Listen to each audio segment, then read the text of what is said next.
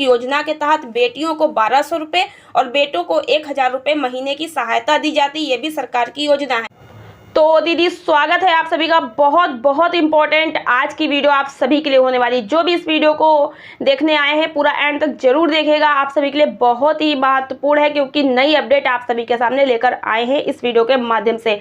तो आप सभी को जैसे कि थंबनेल पर देखा ही होगा, लिखा है कि मिशन 2024 से पहले यूपी में, उत्तर प्रदेश में सरकार जुटा रही है तमाम जानकारी, करा रही है सर्वे। प्रत्येक घर से जितने भी सदस्य हैं सभी की जानकारी जुटाई जा रही है और इस जानकारी में क्या क्या पूछा जा रहा है। बेसिक शिक्षा परिषद के शिक्षकों को आदेश दिया गया है और वो घर घर जाकर ये जानकारी जुटाकर सरकार तक पहुंचा रहे हैं। आखिर सरकार प्रत्येक परिवार का इतना ज़्यादा डाटा क्यों मांग रही है, क्यों सर्वे करा रही है, क्यों इतनी ज़्यादा जानकारी इकट्ठी करा रही है, क्या कारण है, क्यों है और कैसे है और क्या क्या आपसे पूछा जाने वाला है। तो चलिए वीडियो को शुरू करते हैं। आप सभी को पूरी जानकारी डिटेल में समझाते हैं। वीडियो बहुत महत्वपूर्ण है, पूरा आप ध्यान से सुनिएगा, ध्यान से देखिएगा, एंड तक देखिएगा और वीडियो पसंद आए तो लाइक और शेयर कर दीजिएगा। साथ ही चैनल पर पहली बार आई हैं सब्सक्राइब कर लीजिएगा, ताकि आप सभी को ऐसी ही महत्वपूर्ण जानकारी और समूह से रिलेटेड जानकारी मिलती रहे। चलिए वीडियो को शुरू करते हैं। आगामी लोकसभा चुनाव के मद्देनज़र इसे सरकार का सबसे बड़ा कदम माना जा रहा है। यहाँ उत्तर प्रदेश सरकार केंद्र सरकार की तमाम योजनाओं से अभी कई पात्र लोग वंचित हैं। सरकार को इस बाबत सूचना मिली और इसके बाद सरकार ने ऐसे लोगों की सूची तैयार करने के निर्देश दिए हैं। इसकी जिम्मेदारी उत्तर प्रदेश के बेसिक शिक्षा विभाग को दी गई है। सर्वे के जरिए प्रदेश में सामान्य, अन्य पिछड़ा वर्ग, अनुसूचित जाति, अनुसूचित जनजाति वर्ग की आबादी के साथ आर्थिक व शैक्षिक स्थिति का आकलन भी होगा। सर्वे के बाद अब तक विभिन्न योजनाओं से वंचित पात्र परिवारों को सामाजिक सुरक्षा योजना के तहत उनका लाभ दिलाया जाएगा। आर्थिक व शैक्षिक स्थिति का आकलन भी होगा। 2 महीने के अंदर शासन को भेजनी होगी सर्वे रिपोर्ट। इसको लेकर बेसिक शिक्षा विभाग के कर्मचारी हर घर जाकर सत्यापन करेंगे और इन तमाम बिंदुओं पर उनकी रिपोर्ट सरकार को सौंपी जाएगी। अब उसकी रिपोर्ट सरकार को क्या क्या सौंपी जाएगी, इसमें क्या क्या पूछा जाएगा, वो भी हम आपको आगे बताएंगे। लोकसभा चुनाव से पहले ऐसे तमाम लाभार्थियों को जो सरकारी योजनाओं से वंचित हैं, योजनाओं का लाभ दिया जाएगा। इसके लिए सीएम योगी आदित्यनाथ की मंशा है कि हर व्यक्ति तक योजनाओं का लाभ पहुँच सके। इसी के लिए ये सर्वे कराया जा रहा है। अब यहाँ पर देखिए क्या क्या पूछा जाएगा।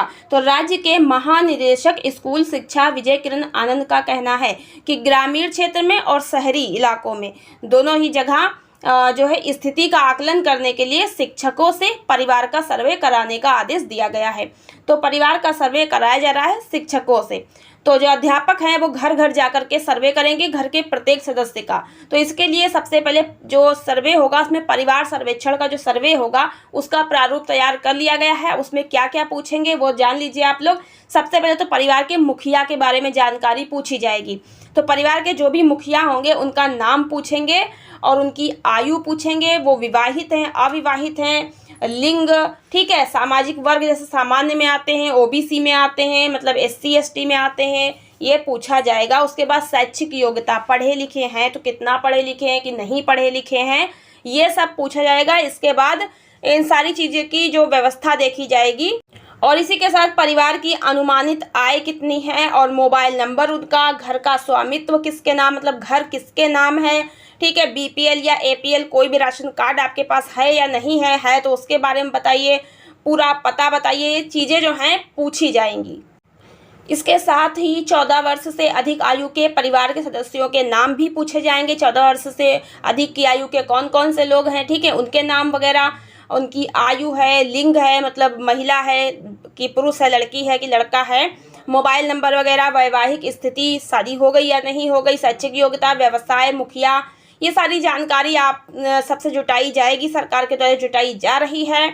और 1 साल से 14 वर्ष की आयु के बच्चे का नाम, आयु, लिंग, माता पिता का नाम, मुखिया से संबंध क्या है, ठीक है, स्कूल में नामांकन हुआ कि नहीं, आउट ऑफ स्कूल बच्चे की भी जानकारी ली जा रही, मतलब बच्चे स्कूल जाते हैं या नहीं जाते हैं, दोनों ही तरह के बच्चों की भी जानकारी पूछी जाएगी। अधिकारियों का कहना है कि उक्त सर्वे के परिणामों के आधार पर प्रदेश सरकार की योजनाओं का लाभ उन परिवारों को देगी जिन्हें अभी तक कोई योजना का लाभ नहीं मिल पा रहा है, जैसे कि पेंशन है, छात्रवृत्ति है, राशन वितरण है, रोजगार संबंधी योजनाएं का लाभ है, नहीं मिल पा रहा है। तो इस सर्वे के करने के बाद पात्र परिवारों को सरकार की ऐसी योजनाओं से जोड़ा जाएगा। अधिकारियों के अनुसार योगी सरकार एकल मां की ओर से पालन किए जा रहे बच्चे के पालन के लिए 500 रुपये महीने देती है। मतलब अगर मां अकेले बच्चों का पालन पोषण कर रही है तो ऐसे में बच्चों के पालन पोषण के लिए सरकार जो है 500 रुपये महीने देती है। ये एक सरकार की योजना है। इसी के साथ विधवा पेंशन भी सरकार देती है महिलाओं को, और खाद्य सुरक्षा के लिए पीडीएस के जरिए राशन देती है। इसी प्रकार माता पिता अथवा दोनों विकलांग हो, यानी माता विकलांग है या पिता विकलांग मतलब दिव्यांग है, और या फिर दोनों ही दिव्यांग हैं, तो ऐसे में 500 रुपये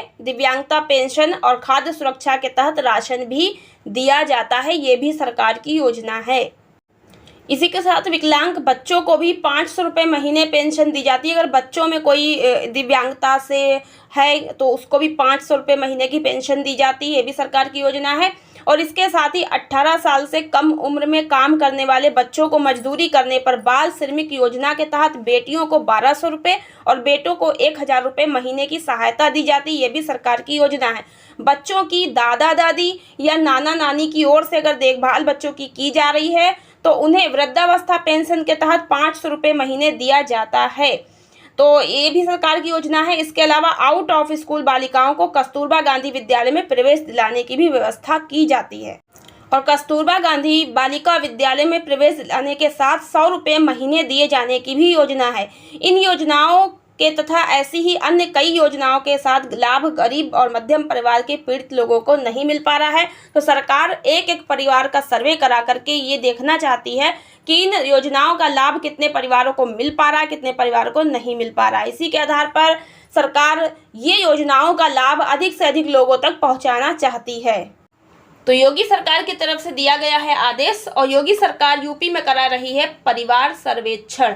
हर घर से जुटाई जा रही है तमाम जानकारी। आप सभी के घर घर आकर के बेसिक शिक्षा परिषद के स्कूलों के जो अध्यापक हैं, शिक्षक हैं, वह आप सबके परिवार की जानकारी जुटाएंगे, इकट्ठी करेंगे, सरकार के पास भेजेंगे। तो क्या क्या जानकारी जुटाएंगे ये तो मैंने आप लोगों को बता ही दिया है, और पूरी जानकारी आप लोगों के साथ साझा कर दी है।